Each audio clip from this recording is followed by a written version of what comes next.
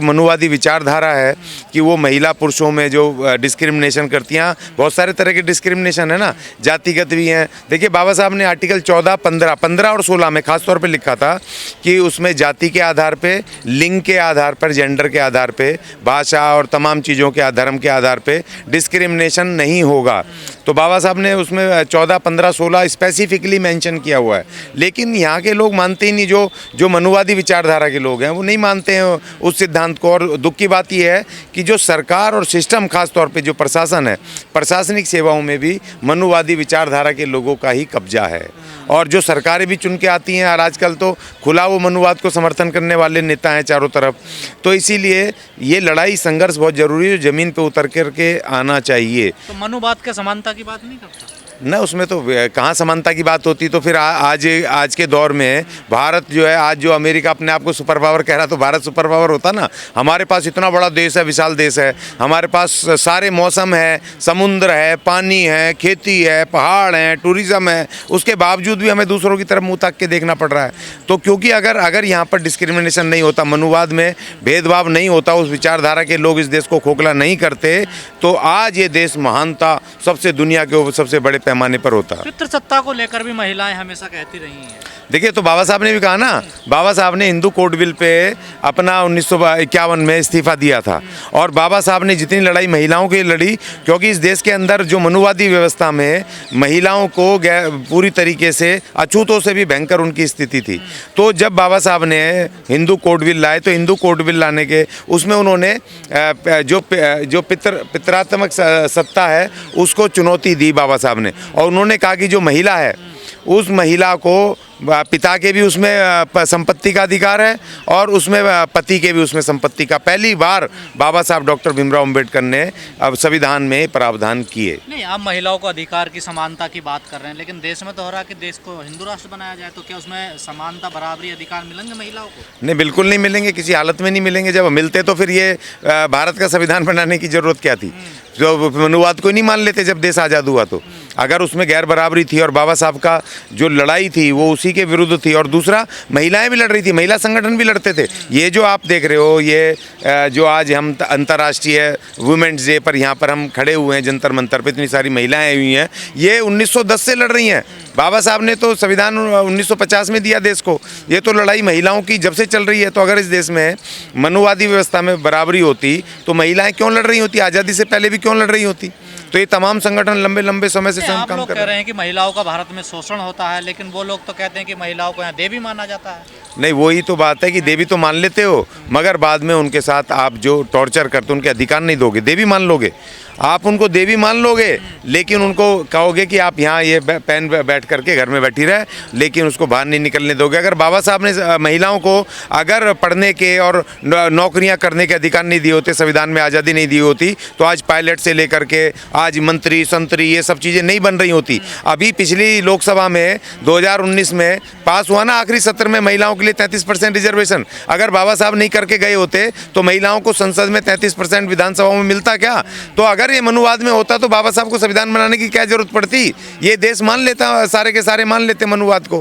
क्योंकि मनुवाद में ढोल गवार शूद्र पशु नारी सब है, सकल ताड़ना के अधिकारी और घोर। और दूसरी बात ये कि जो अछूत हैं इस देश में, वो तो वर्णों से भी बाहर हैं, उनको तो पहले निकाल के बाहर कर दिया उनको। बाबा संगठन ऐसे भी हैं जो कहते हैं कि महिलाओं को घर से बाहर नहीं निकलना चाहिए, ये भारत की संस्कृति के खिलाफ है। देखिए, हाँ, तो वो मनुवादी वो कोशिश कर रहे हैं ना हिंदू राष्ट्र बनाने की, मनुवाद को वापस लाने की, जो कहते हैं कि महिलाओं को घर में ही रहना चाहिए, मरे हुए पति के साथ जिंदा जला दो, कोई सुंदर लड़की देखो तो उसको देवदासी घोषित कर दो, मंदिरों में आनी चाहिए, उसकी शादी नहीं होगी। और ऐसे बहुत सारे सैकड़ों वो हैं कि उनके ऊपर। और दूसरी बात ये, महिला घर का चूल्हा चौकाई करेगी, पढ़ने नहीं जाएगी, है, बहुत सारी विधवा होगी तो शादी नहीं कर सकती है, उसको बढ़िया बढ़िया खाने नहीं मिलेंगे, तड़के वाला खाना नहीं खा सकती है, सफ़ेद कपड़ों में रहेगी। ये इस तरह की जो प्रतिबंध थे उसका विरुद्ध ये लड़ाई चल रही है महिलाओं की। और बाबा साहब ने उसमें भारत की महिलाओं को आज़ादी दिलवाने में सबसे मेन रोल उसमें हावी है भारत में महिलाओं को। हाँ कोशिश करते हैं, लेकिन जब से संविधान लागू बहुत सारी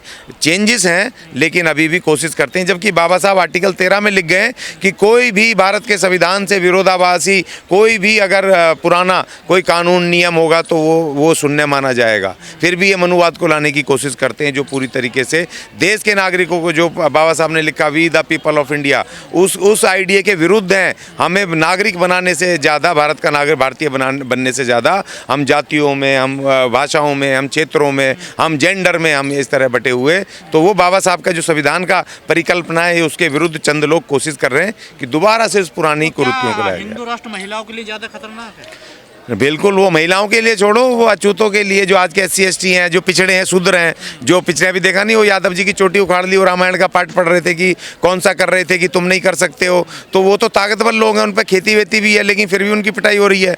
तो ये तो आइडिया जो है, ये मनुवाद का आइडिया, जो हिंदू राष्ट्र का आइडिया है, ये देश के बहुमत कम से कम 95% लोगों के विरुद्ध है। ढोल गवार शूद्र पशु नारी उनके विरुद्ध है। देखो जो पशु बाबा साहब ने, जो ताड़ना का अधिकारी है पशु, जो कि मनुस्मृति के हिसाब से बाबा साहब ने आर्टिकल 48 में भारत के संविधान में पशुओं को कहा, दुधारू गाय बछड़ा और दुधारू पशु और वाहक पशुओं को उनके मर्डर करने, उनको मारने पे, उनकी हत्या करने पर प्रतिबंध है। लेकिन दुख की बात यह है कि 26 जनवरी 1950 को लागू हो गया था ये, लेकिन आज तक भी बहुत सारे गोरक्षक फलाने रक्षक तो दिखते हैं, लेकिन आज भी भारत सरकार ने पशुओं के लिए कोई भी क्रियाक्रम का शमशान घाट नहीं बनाया।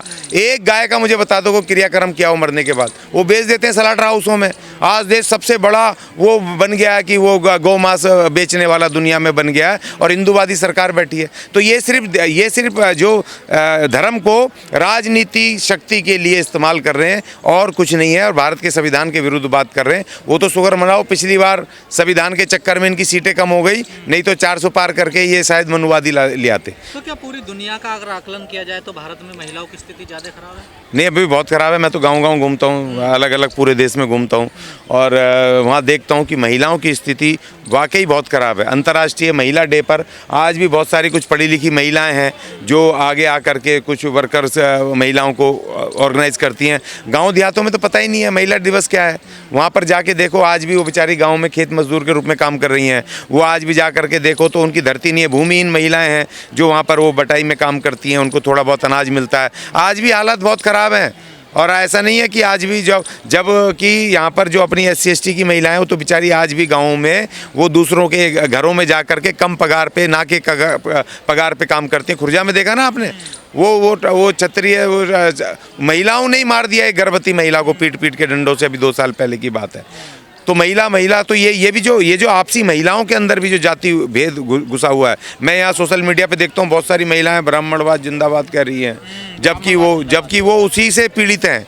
और आज बाबा साहब के संविधान से उनको बोलने की आज़ादी मिली है, वो उसके खिलाफ बोल रही हैं, अपनी आज़ादी के खिलाफ बोल रही हैं। उनको ये समझना चाहिए कि जिसको आप तुम जिंदाबाद बोल रही हो, उसी ने सदियों तुम्हें जिंदा जलाया है मरे पति के साथ। सनातन को बढ़ाना है, सनातन को मजबूत करना है। नहीं, कौन से सनातन को, ये तो बता दो ना आप। आपका वो सनातन का उसका वो क्या मनुवाद को मानता है, सनातन की नहीं मानता है? या वो जो पुरानी वो भेदभावपूर्ण जो उनकी डिस्क्रिमिनेटरी जो जितनी भी थी वो चीज़ें उनको मानता नहीं? पहले एक्सप्लेन तो करो व्हाट इज सनातन।